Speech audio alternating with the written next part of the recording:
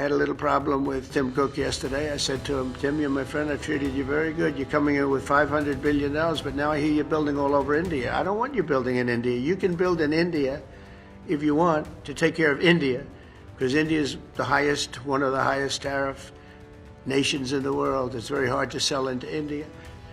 Breaking news here on Apple out of the DOJ. Eamon Javers has it. Eamon?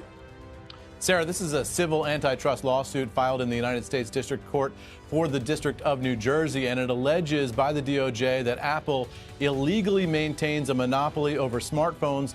Apple, the titan that once called the shots on global tech trends, is now stumbling through a maze of challenges. Its stock price has plummeted by hundreds of billions of dollars. Its so-called blockbuster strategies have fizzled into mere showmanship, and a string of lawsuits has laid bare its shortcomings in both innovation and governance. Consumers are waking up. Nobody's thrilled anymore to shell out $1,000 for just another sleek camera cluster. The brutal question looms large.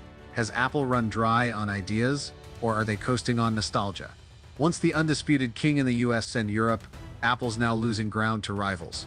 Among the Magnificent Seven, it slipped from the throne to near the bottom, leaving investors shaking their heads in disappointment. What's happened to this once invincible empire? Could it be that greed and complacency are eroding Apple from within, turning a beacon of innovation into a cumbersome shadow of its former self? We're doing the reveal. His name's Jack.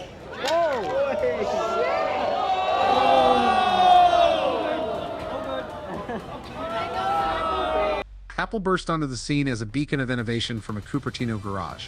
In the 1990s, Steve Jobs transformed it into a trendsetter, conjuring up an ecosystem with the iMac, iPod, and above all, the iPhone, a device that redefined the tech industry. Under Tim Cook, Apple morphed into a business juggernaut, a finely tuned supply chain, sprawling services, and a market cap soaring into the trillions. Apple's grandest ambition has always been its walled garden, a meticulously crafted, closed ecosystem built over decades. Every product is designed to interlock seamlessly. iPhone pairs with AirPods, Apple Watch, MacBook, iCloud, all humming in perfect harmony only within that circle. This way, Apple doesn't just sell devices, it sells a lifestyle, binding customers so tightly to its ecosystem they can hardly break free. That strategy turned Apple into a trillion-dollar brand with hundreds of millions eagerly upgrading their iPhones each year, no matter the climbing price tag. But that very insularity is starting to cut both ways. Users are grumbling, they feel their choices shrinking, as if Apple's turning the tech experience into a gilded cage where convenience comes at the cost of dependency. And that golden cage hasn't gone unnoticed by global regulators. Attorney General Merrick Garland, he's going to be laying out this case against Apple. Let's go to that live. Good morning.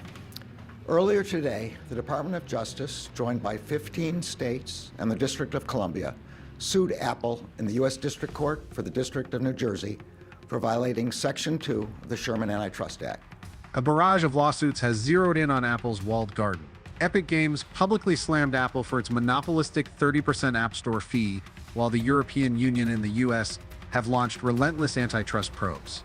The U.S. Department of Justice, for one, sued Apple for locking in iPhone users. Meanwhile, the EU's Digital Markets Act is forcing Apple to open up its App Store and allow greater third-party compatibility. If these new regulations take full effect, the App Store's multi-billion-dollar business model could come crashing down. In other words, Apple's dream of dominating through a flawless ecosystem propelled it to the top, but that same vision might now be the weight dragging this tech giant into a trap of its own making. What's going on? Why is Apple's mighty empire showing cracks? Over a decade ago, Jeff Bezos, Amazon's founder, dropped a prophetic truth: no company is immortal, not even the ones ruling the market.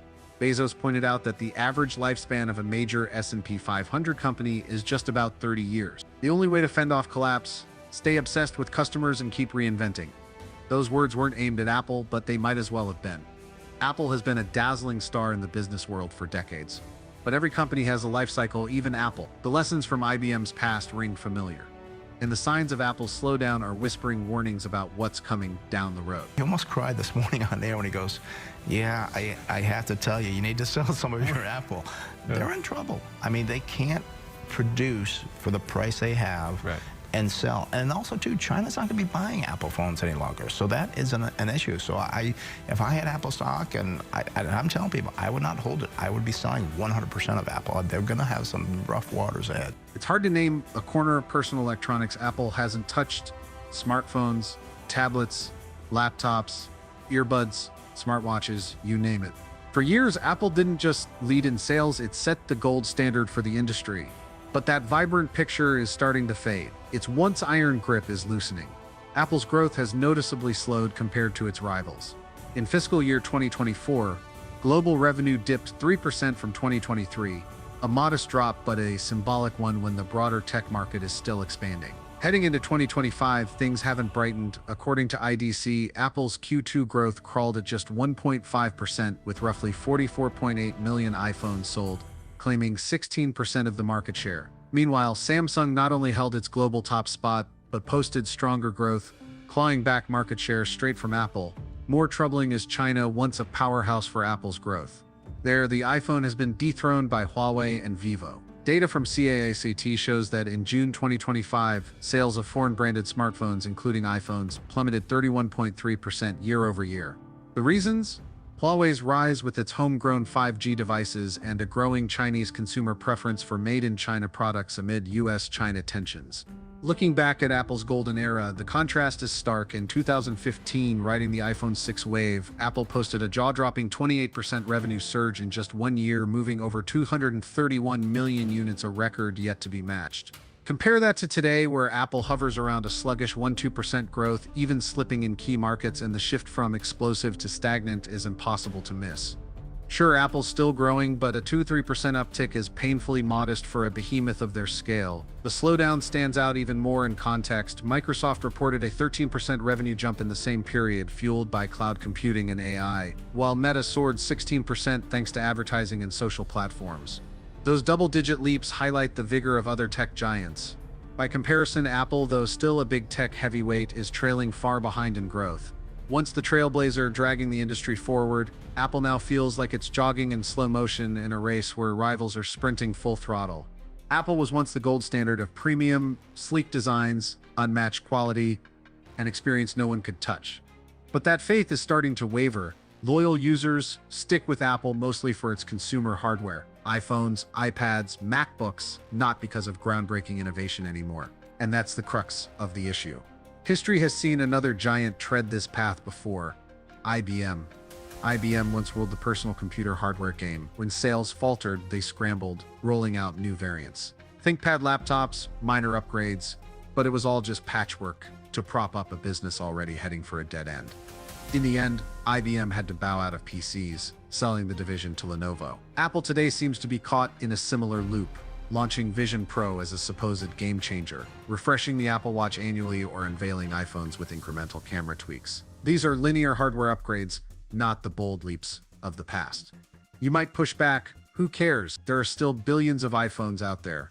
True, the iPhone remains Apple's backbone, accounting for roughly 51% of total revenue in fiscal year 2024. That keeps Apple safe for the next 5 or 10 years. But what about 20 years from now?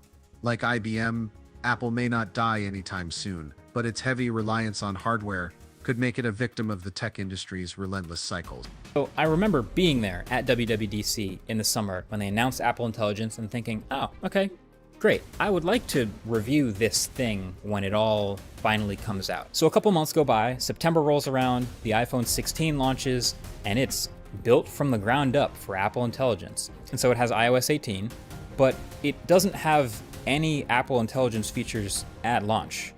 At all. Like literally none of it. It's all still pending with software updates. Oh. Unlike Google or Microsoft, companies that have carved out identities as service and software platforms, Apple remains at its core a device seller. And as the AI race ignites, this limitation is glaring. Apple Intelligence was pitched as a strategic leap, but its rollout is sluggish and outright unavailable in China, a market of paramount importance. Meanwhile, Microsoft teams up with OpenAI, Google unveils Gemini, and Meta pours hundreds of millions into luring AI talent, all racing to capture data and users to train massive language models. Against this pace, Apple looks like a laggard, and its once celebrated closed ecosystem might be getting more credit than it deserves. Apple could coast on iPhone sales for years to come, but the tighter it clings to hardware, the more it risks being boxed in by its own constraints. Even more troubling, that hardware pillar rests on shaky ground, a cumbersome supply chain rooted in China. If IBM got bogged down in a hardware trap, Apple faces a double jeopardy: stuck in a device-driven model and tethered to a fragile production network, vulnerable to geopolitical storms. For For years, Apple has prided itself on running one of the world's slickest and most efficient supply chains. But zoom in, and this marvel rests on a perilously fragile foundation, China. The hard truth is that over 150 of Apple's key suppliers are based there, and in 2023, Tim Cook admitted that 95% of Apple's products are still manufactured and assembled in China. In other words, Apple isn't just reliant, it's practically shackled to China's production ecosystem. From LG and Samsung displays to Sony camera sensors and Taiwan-made processors, everything funnels through assembly lines in China. Apple's network includes over 1,600 factories in the country, generating jobs directly and indirectly for roughly 5 million people, largely through its partner Foxconn. This isn't by chance. When Apple began shifting production to China in 2001, the average annual wage was a mere $1,027, nearly 30 times lower than in the US. Beyond cheap labor, China offered Apple a tailor-made infrastructure, factories, roads, worker housing, even airports. China turned Apple into a titan, and Apple in turn fueled China's wealth. But that honeymoon is fading fast. Labor costs in China have doubled since 2013. Young workers are losing interest in repetitive factory jobs, and rising living standards have driven up expenses. Worse still, China's market, once Apple's fortress, is crumbling. In 2024, Apple slipped to third place in smartphone market share there, holding just 15% after iPhone sales plunged 18%. The steepest drop in 8 years. Apple's been forced to pivot. They've shifted some iPhone production to India and accessory manufacturing to Vietnam. But the reality bites. Costs in India are 5–8% higher. The industrial ecosystem is underdeveloped, and matching China's iPhone output would take at least 5 years. For India to rival China's revenue contribution globally, that's a 10–15-year slog. Meanwhile, Apple remains tethered to the China trap. US-China geopolitical tensions turn Apple's supply chain into a strategic liability. Tariffs, trade barriers, political risks, and slumping sales in Asia's largest market make it tough for Apple to sustain growth, let alone dominance. Add to that stagnant iPhone sales and the lackluster rollout of Apple Intelligence, and the big picture comes into focus. Apple is grappling with existential challenges. Despite mounting pressures, Apple hasn't hit the mat yet. In Q2 of fiscal 2025, the company reported a 5% revenue uptick year over year, signaling that its financial foundation remains solid. And if the iPhone is no longer the main engine, another segment is stepping up as a long-term lifeline: services. This includes the App Store, Apple Music, iCloud, Apple TV Plus, and other subscription offerings. It's the only division posting consistent growth with juicy profit margins, emerging as a beacon of hope in an era of iPhone saturation. But even this ace in the hole is facing headwinds. Regulators in the US and Europe are zeroing in on the App Store and Apple's in-app payment system. Antitrust rules, digital taxes, and a flurry of lawsuits targeting the walled garden threaten to chip away at Apple's biggest edge: its ability to control and profit from a tightly sealed ecosystem. Put simply, if iPhone sales stall and the App Store gets carved up by legal challenges, both of Apple's primary growth engines are at risk. Apple today is like a giant walking a tightrope. Its revenue remains colossal, its influence unmatched, but every step feels precarious. The closed ecosystem, once a paradise Apple crafted to lock in customers, has become a bullseye for global regulators. The iPhone, a cash machine for nearly 2 decades, is slowing down, steadily outpaced by rivals in innovation. And the China-centric supply chain, once Apple's masterstroke for dominance, has turned into a strategic liability amid turbulent geopolitics. It all echoes IBM's tale, a mighty hardware empire that once ruled but was forced to abandon its core market when the tides turned. Apple won't crumble tomorrow, but if it doesn't pivot swiftly to AI, services, and a more open ecosystem, the Apple could wither under the inevitable law of tech history. No empire lasts forever. What do you think about Apple? Drop your thoughts and let me know.